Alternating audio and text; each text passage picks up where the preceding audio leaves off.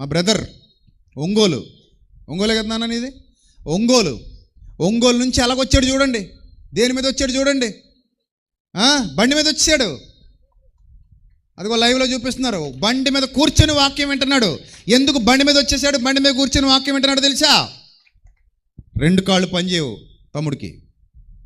ప్రతి సంవత్సరం వస్తాడు, సహకారుల గ్రూపులో ఉంటాడు, వద్దన్నా వినడు.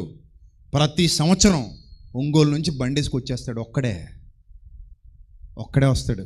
గ్రేట్ నాన్న, నువ్వు గ్రేట్.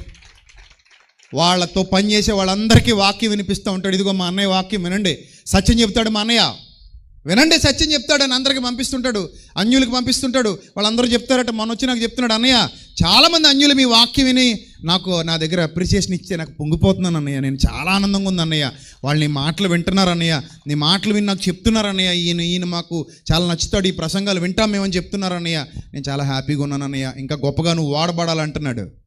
పాపం 2 కాళ్ళు లేవు, కాళ్ళుండి కొవ్వెక్కిపోయి దేవుని సన్నిధికి రానిను అని ఉన్నారు. కాళ్ళు లేకపోయినా ఒంగోలు నుంచి వచ్చాడు మహానుభావుడు.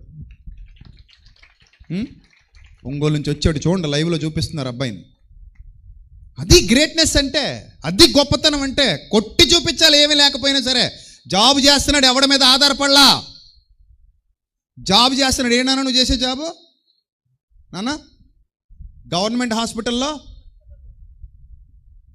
ఓపీ రిజిస్ట్రేషన్లో ఉంటావు, అంతే కదా? Right, super. ఒంగోలు గవర్నమెంట్ హాస్పిటల్లో ఓపీలో రిజిస్ట్రేషన్లో వర్క్ చేస్తున్నాడు. 14 పుస్తకాలు రాసింది ఆమె, 500 ప్రసంగాలు చేసింది, డిగ్రీ చదివింది.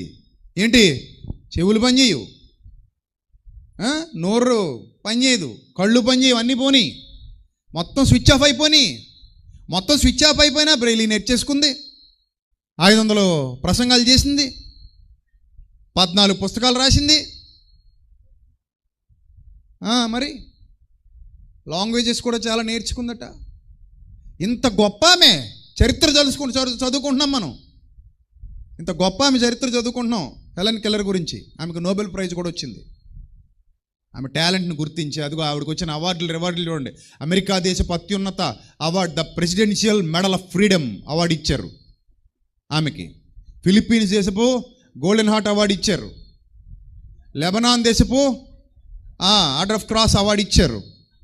జపాన్ ప్రభుత్వం సీక్రెట్ ట్రెషర్ అవార్డు ఇచ్చింది.